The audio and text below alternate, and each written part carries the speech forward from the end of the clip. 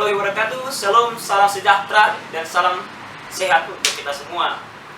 Kembali lagi bersama kami di Viral Hukum. Pada kesempatan ini kita bersama narasumber-narasumber yang sangat luar biasa. Yang pertama ada Bang Ari Franciscus Hasibuan, yang kedua ada Bang Rico Tobing. Pada kesempatan ini kita akan membahas tentang masalah jaminan fidusia, atau misalkan masyarakat itu pada umumnya ada kasus gitu ya, mengkredit motor atau mobil, kendaraan begitu semacamnya, apabila tidak dibayar atau ada keterlambatan pelunasan begitu ya, sehingga dalam berita yang sedang viral saat ini disebutkan bahwa berdasarkan putusan MK tahun 2021 ya, bisa mengeksekusi secara sepihak begitu. Sedangkan memang di undang-undang terlebih dahulu di Undang-Undang 42 tahun 99 itu memang di situ membolehkan begitu di pasal 15 ayat 3-nya. Cuman di putusan MK tahun 2019 itu menjadi pasal tersebut tidak memiliki kekuatan hukum mengikat begitulah kira-kira ya. Jadi tanggapannya seperti apa?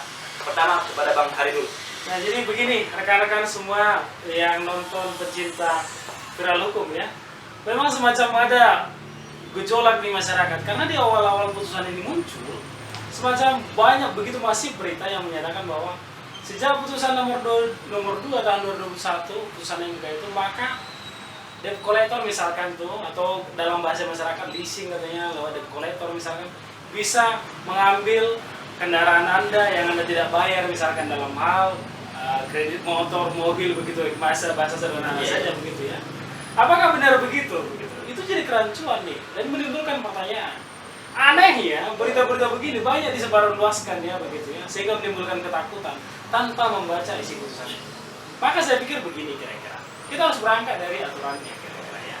Pasal 15 ayat 2 Undang-Undang 42 tahun 99 itu mengenai fidusia. Memang dikatakan bahwa sertifikat fidusia atau sertifikat fidusia itu kan mempunyai kekuatan eksekutorial, atau dengan kata lain sama dengan putusan pengadilan yang sudah inkrah gitu, sehingga inilah dulunya dimaknai mengapa kemudian debt collector suka-suka mereka menjabalkan begitu ya. Kalau kemudian di tahun 2019 diuji materi yang pada pokoknya dimaknai oleh masyarakat dan memang diterima begitu pemahamannya bahwa tidak boleh begitu lagi, karena memang putusan MK itu dimaknai bahwa pasal itu bertentangan dengan Undang-Undang Dasar kurang lebih begitu dan tidak mengikat. Lalu kemudian anehnya 2021 dikabarkan bahwa dengan putusan 2021 nomor 2 tahun 2021 bisa sewenang-wenang nih. Tetapi kita tidak menyadari dan tidak tahu sebenarnya permohonan uji materi nomor 2 tahun 2021 ditolak oleh MK. Ditolak sebenarnya. Anda bayangkan kalau permohonan itu ditolak, maka ada yang berubah tidak? Tidak. Maka tidak ada yang dirubah sebenarnya. Maka kembali ke semula. Seandainya dipakai 2019. Lalu apa? Beberapa sumber berita mengatakan begini, bahwa berdasar itu diambil dari pertimbangan di halaman 83 begitu ya. Nah, setelah kita baca dan teliti, sebenarnya bunyinya juga tidak begitu. Bunyinya kurang lebih begini, bahwa sebenarnya proses melalui pengadilan itu adalah alternatif jika bisa diselesaikan dengan pengakuan melawan prestasi oleh pihak tentunya debitur ya, lalu penyerahan secara sukarela dalam hal ini kendaraan misalkan. Jadi seandainya itu bisa diselesaikan dengan bersama-sama secara sukarela, lalu ada pengakuan bahwa dewan prestasi, maka tidak perlu di pengadilan. Jadi itu tidak berubah norma apa-apa gitu. Jadi itu tidak ada apa-apanya. Jadi sebenarnya Mahkamah Konstitusi tidak mengatakan, debt collector bisa nih, enggak. Jadi sepanjang Anda tidak sukarela, lalu Anda tidak mengakui Anda dewan prestasi seperti yang dituduhkan begitu ya, maka lawan saja, gugat saja, bisa ke pengadilan. Kurang lebih begitu, Bang Setureno. Berarti seperti yang sudah dijelaskan ya, masalah putusan MK tahun 2021 itu tidak ada yang berubah begitulah kira-kira ya. Tetap debt collector atau tidak boleh mengeksekusi secara sepihak begitu, mengambil motor di tengah jalan begitu ya, yang sering terjadi permasalahan hukum di masyarakat begitu. Berarti di sini ada kekeliruan ya, berita-berita online itu ya. Betul. Memang sering baik begitu ya. Jadi pertanyaan selanjutnya ya, kalau misalkan begitu nyatanya dalam putusan MK tersebut memang tidak diperbolehkan eksekusi secara sepihak begitu ya dari pihak debt collector pekerjaannya sendiri. Apakah itu memiliki aspek hukum atau seperti apa begitu ya, atau upaya hukum yang kita lakukan begitulah kira-kira. Bagaimana tanggapannya Bang Riko? Ya, baik. Jadi begini ya, di dalam praktek memang banyak sekali rekrutator ataupun ada istilahnya mantel, mantelan gitu ya. Nah, memang ada pihak istri mempekerjakan atau pihak ketiga ini sebagai pihak ketiga untuk mencari kendaraan-kendaraan yang bermasalah seperti itu atau one prestasi. Memang hal yang mereka lakukan kadang juga dipandang tidak sesuai aturan, karena aturannya ada aturannya di situ. Di sini kalau misalnya dia ada debt collector, tugas debt collector itu apa sih? Debt collector itu hanya menagih. Jadi apabila tidak dikasih ya udah, kalau misalnya tidak ada ya udah, entah di depannya ataupun bulan depannya, debt collector hanya sebatas menagih. Dan ini juga ada istilah dari mantelan tadi, dia hanya sebatas mencari kendaraan yang di dalam daftar hukumnya udah cap merah lah. Ya, hanya mengikuti setelah berada parkir, kita istilahkan, setelah dia parkir lama, berarti kan di situ dia berada kendaraan itu.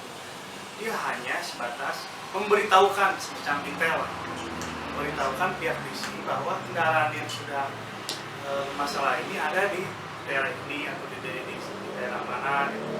Nah, pihak leasing yang datang membawa yang tadi itu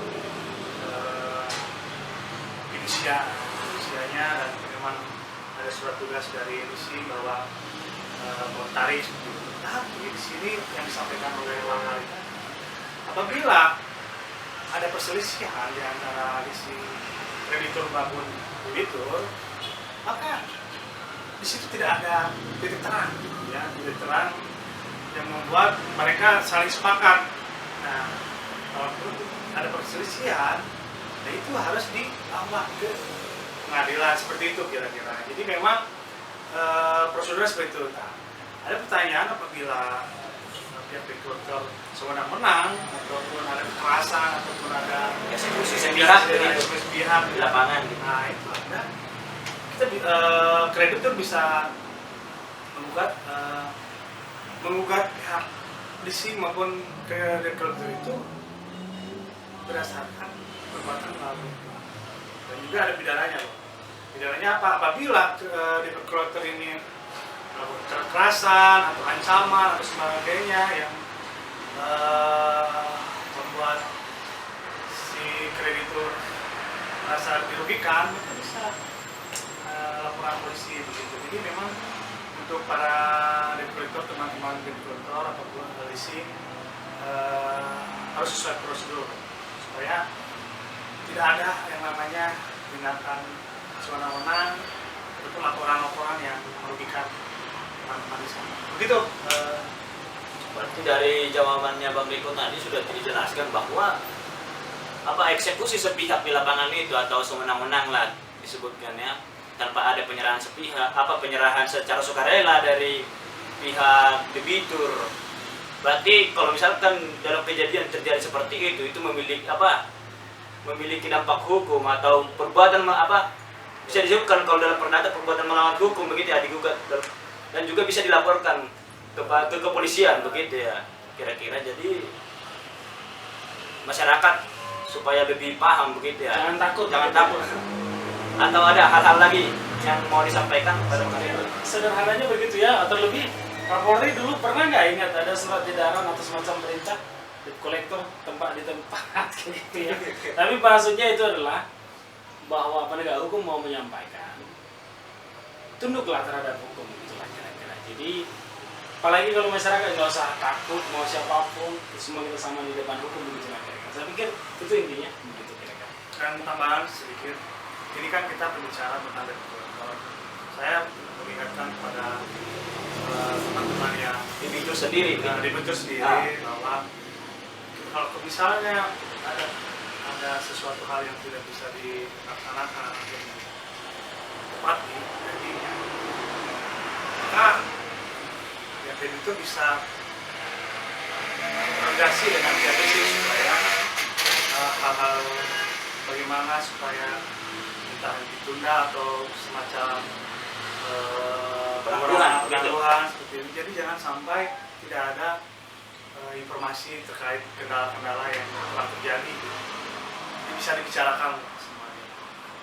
Artinya dengan begitu juga, maksudnya kita juga yang punya utang nggak suka-suka kita dong kan, Betul, begitu ya. iya, Itu kan iya. baik lah, begitu semua juga ada bukan karena putusan itu dikira anggap aman begitu ya, Iya, tidak membayar begitu. gitu ya, harus bayar lah, kurang lebih gitu. Oke, demikianlah kira-kira pembahasan bincang-bincang hukum kami singkat pada hari ini. Semoga masyarakat ataupun masyarakat atau yang menjadi debitur dan juga kepada debt collector perusahaan leasingnya supaya melakukan semua itu pekerjaannya, kewajibannya itu sesuai dengan prosedur hukum begitulah ya. Dan semoga tayangan kami ini bermanfaat bagi masyarakat semua. Akhir kata kami mengucapkan terima kasih. Wassalamualaikum warahmatullahi wabarakatuh. Shalom, salam sejahtera dan salam sehat. Terima kasih. Terima kasih.